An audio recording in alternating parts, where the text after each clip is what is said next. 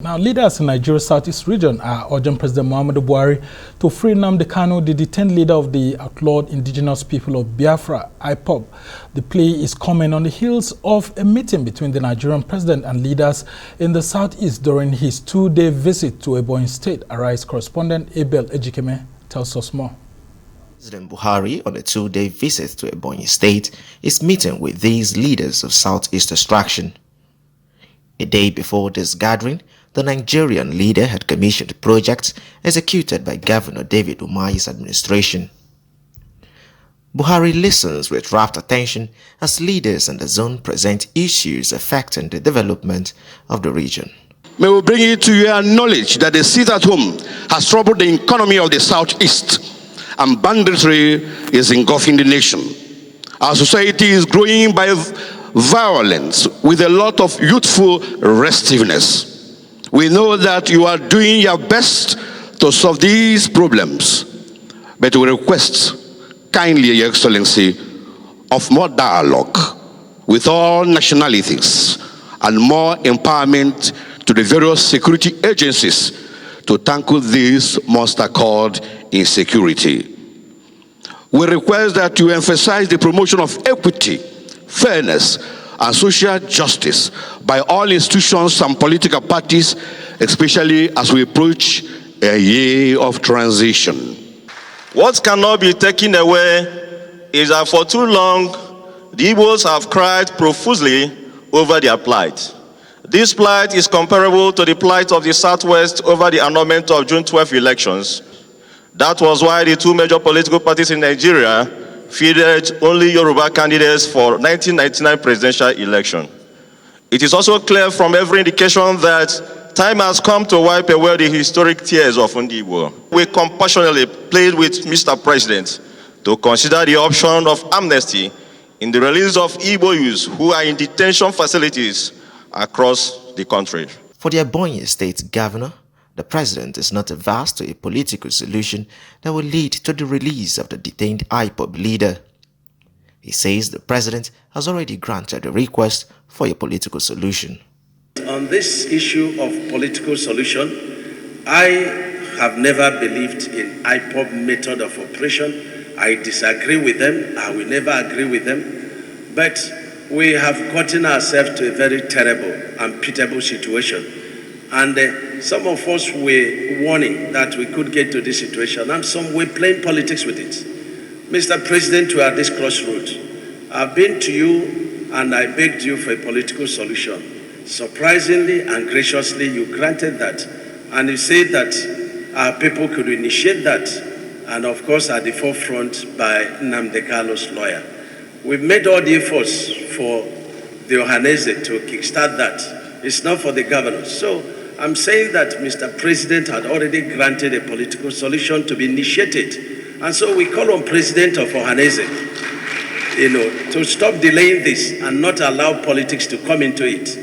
Let him boldly meet with, our father Mbazulike, the Kan chairman Traditional Rulers Council, and a few other people, and with the lawyer from Nnamdi Kanu to initiate this. In his response, President Buhari says issues presented by elders from the zone are matters already in competent courts. He expresses concerns about the collapsing security situation in the Southeast and ordered that terrorists be flushed out. I have listened carefully to the various appeals from the elders to the traditional leaders regarding a wide range of options.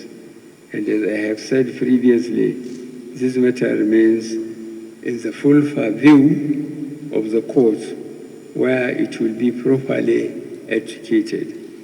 My worry is for our hardworking and innocent civilians for whom life is already tough and would like to just go out and earn a decent, honest living. There are many that fit this profile, and the government owes them that obligation to protect their lives and property. I will once again repeat, no one has the right to carry an AK-47 rifle and anyone seen in any part of the country doing so and is not a law enforcement officer is a threat to our peaceful coexistence and should be treated as such.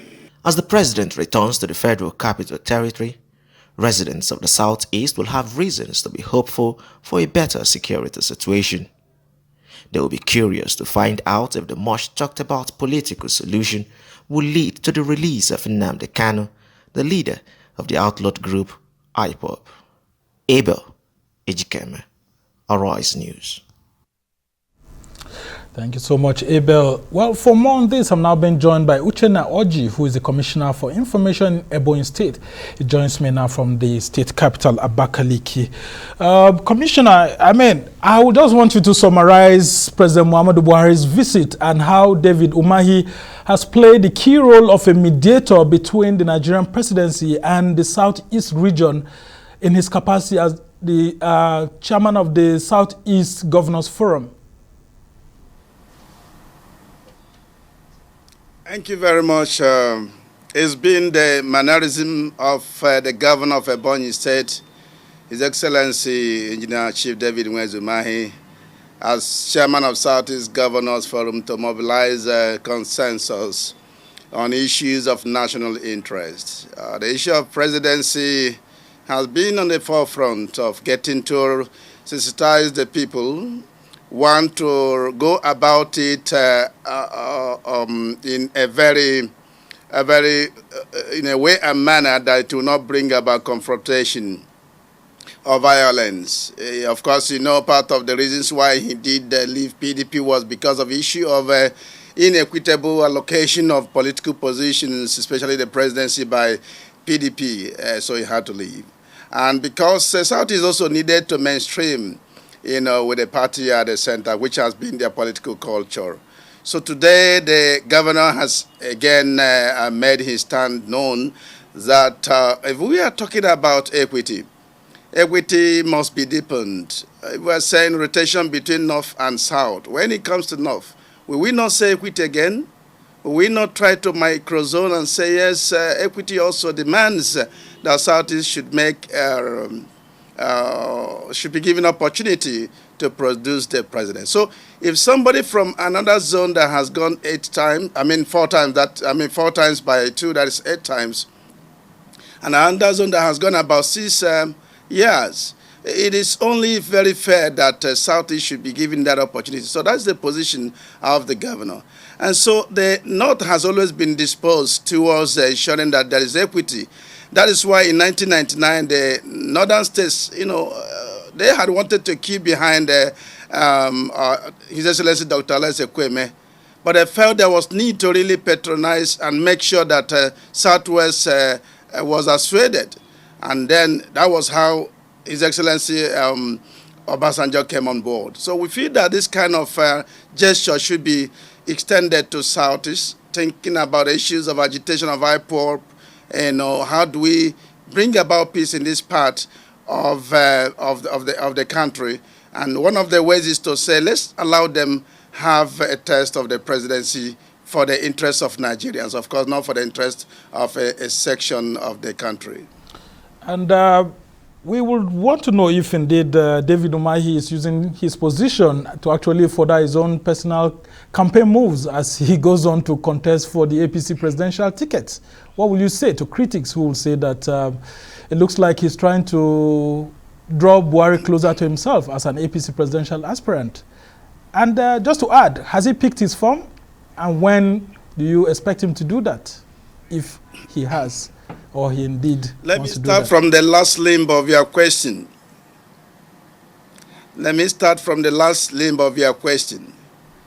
The governor of Ebonyi State is among the very first presidential aspirants that picked their forms. He did, but he wouldn't need to make any noise about it. Of course, he's the first sitting governor to pick a form in APC. And of course, you know his way of life. He believes that whatever we do, we don't need to cause tension, and we don't need to also allow it to affect our service to the people. The governor has an 8-year mandate, which is about rounding off. And he thinks that, yes, we have an ambition that is for the good of Nigeria, but it wouldn't affect what he's already doing for Ebonyi State. And so that is the answer I have to give on that.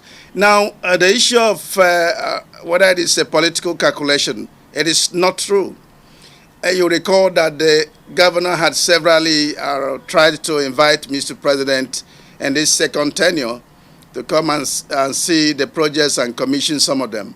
And it fortunately and coincidentally came, I would say divinely, at a time that we're almost close to the primaries of APC, the presidential primaries.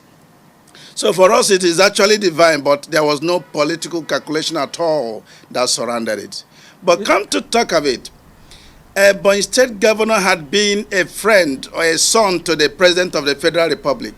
When he was in PDP, exactly the second quarter of the first term, he invited Mr. President.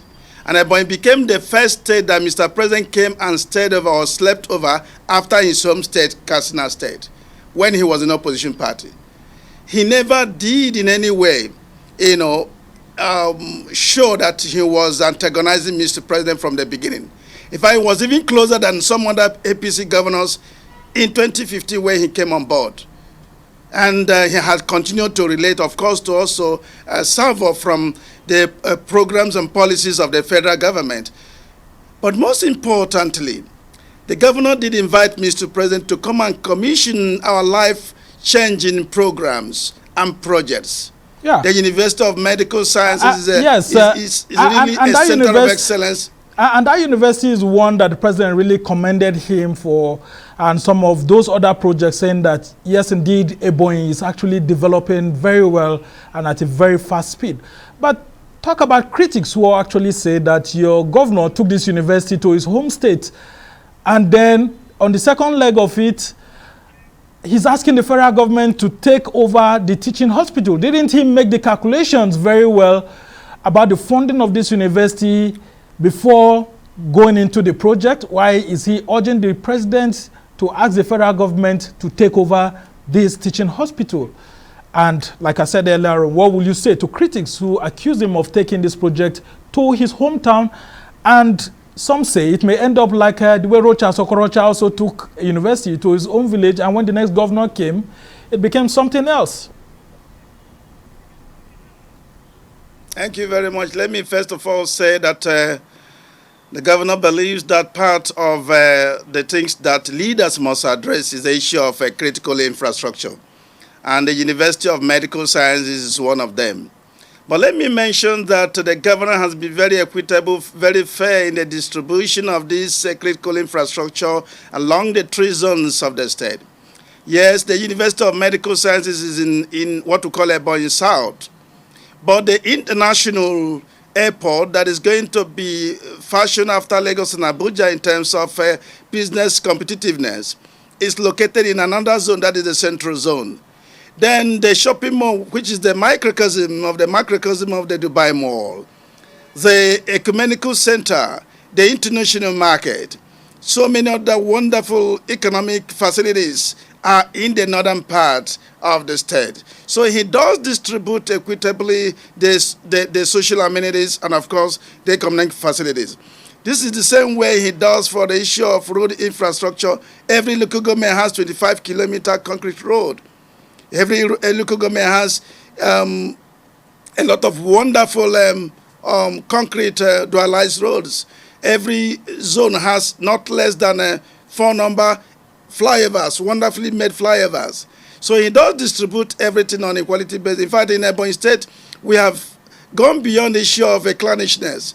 We emphasize state, nationhood, and that is why you see the governor where he talks. He doesn't speak because he's favoring Southeast. He speaks because he wants Nigeria to be one, to be united, to be peaceful. And that is why you can see that a lot of people, even from the north and west, believe that this man, if he comes on board, that he can rather further unite our country. Nigerians have been asking where your governor is getting the money to do all these projects. In the midst of several governors complaining that there is no money and all of that, and Ebonyi is not one of the rich states in the country that gets lots of, allocation. Is Governor Umahi benefiting from his friendship with President Buhari and making him to get more favors from the federal government and maybe making him to get more monies to do some of these projects? Or how is he doing the magic? Let me tell you that all facilities, the law grants, all federal allocations that go to other states, go to Ebonyi State, also go to other states. So there is no special treatment, so to speak. It's just ingenuity in leadership, sincerity of purpose, having corruption-free government, having a government that believes in transparency. This is a man that has zero tolerance, strictly speaking, for waste of resources. This is a man that will never allow 1% of our funds to move away by way of capital flight. This is a man that does personal supervision of projects that he initiated. This is a man that doesn't sleep day and night. He does work. He does engage his lieutenants, that is the appointees and elected persons, engage them into ensuring that they deliver in the services expected of them by the people. This is a governor that makes sure that he does step down all the programs of the federal government, development partners and donor agencies by way of paying counterpart funds. So he does take advantage of every opportunity to develop his people. And this is a governor that does not discriminate on the basis of friendship, on the basis of clannishness and all of that. He believes that we are one as a state, that we are one as a country. So this is the advantage. But above all is a man that has 3 E's of leadership. Yeah, and I'm asking you about the money. Where is the money coming from? Why is the case of Ebonyi different? Because in the Southeast, Ebonyi is seen as an orphan among the other 5 states. And surprisingly, that seems to be the state that has the best infrastructure based on what Nigerians are saying at the moment in that part of the country. I'm actually, fortunately, telling you the secret. The money is coming from exactly where the other states are getting their money. But you will recall that Ebonyi State in federal allocation is one of the 3 least in terms of federal allocation. In terms of internally generated revenue, even though we are increasing geometrically in terms of performance, but still you cannot compare it with other industrialized states like Lagos, even Enugu here in terms of IGR. But because of prudent allocation of scarce resources, politics is not about lies. I will do what you cannot do. Is the ability to allocate the scarce resources for the good of the people. And that is government of the people, by the people, and for the people. That is the kind of government our dear governor does run. So if I tell you that he's getting extra money from anywhere, it's not true. It is ability to deploy it for the benefit of our people. He has introduced the spirit of working for the intrinsic value, not for the extrinsic value. The spirit of working for the people, not a mass way, not for materialism. As a commissioner, I should know that you are an ordinary person, that a businessman should be richer than you, that you are accountable to the people, that you should work in the street like every other person. That is the kind of psyche he has introduced to Ebonyi State. And that's why we are saying, if we are sincere to ourselves as a country, if we don't want business as usual, this is the man that can become president. If you want to be president, tell us what you have done in the position you have become before. Some will speak all the grammar, involve consultants to write papers for them. But in real sense, they are not practical leaders. Yeah, and so would you say, build our nation and make our nation to be greater? Would you say that Governor David Umahi seems to be like an anointed presidential aspirant among the several aspirants that we have because of his closeness to President Buhari, with President Buhari visiting twice and even having to sleep in Ebonyi State twice? Is Umahi the anointed candidate of the APC? It is actually God's grace upon the governor. The issue of somebody being anointed, I don't know. But let me tell you that we wish everything good for this governor. But let me mention that the governor's ability to get Mr. President to graciously approve coming to Ebonyi State the second time sleeping over. In the whole of the Southeast, he has never slept over in any state. He has never come to any state twice, but he has got all of this favor.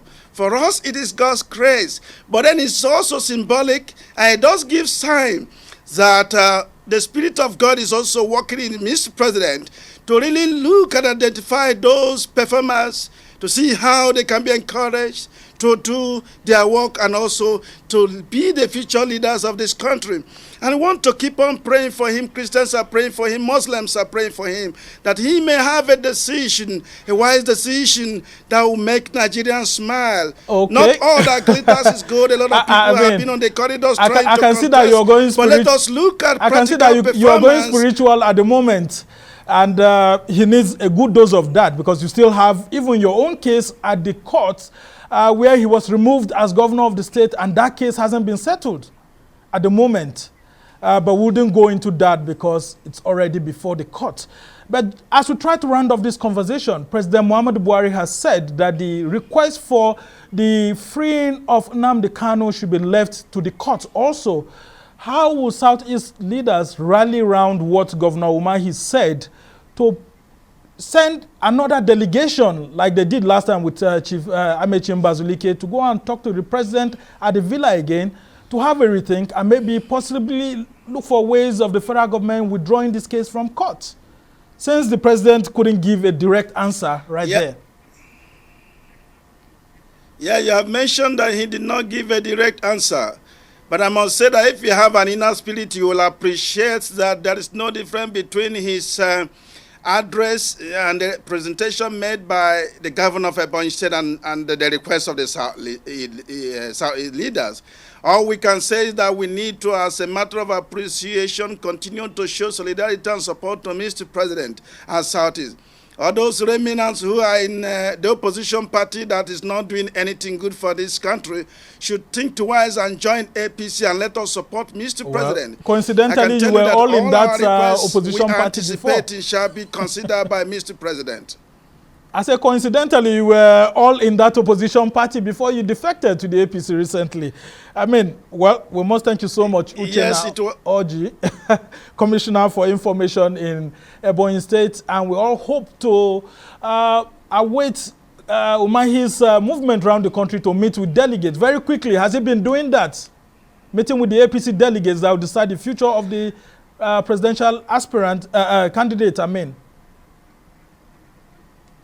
The governor's style of politics is very systematic. He doesn't do what others are doing. He does what he gets inspiration, from God. Whatever God tells him to do, he does. He knows the appropriate time that he's going to do. Yeah, but has he been meeting the delegates? That's what I want to know quickly. Has he been meeting with the APC delegates across the nation? Because I haven't seen so much of that. He has been consulting with necessary.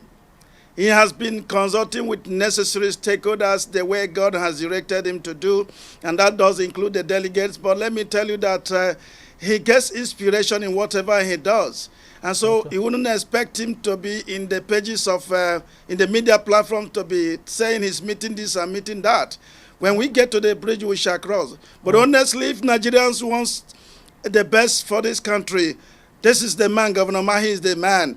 Show us what you have done for your people, and Nigerians will now give you, higher opportunities to serve them. That should be the spirit of Nigerians at this point, and I hope so. All right, we must thank you, Orji, for joining us from Abakaliki to talk about the president's visit, Umahi's intervention, and all of that. We'll continue this conversation.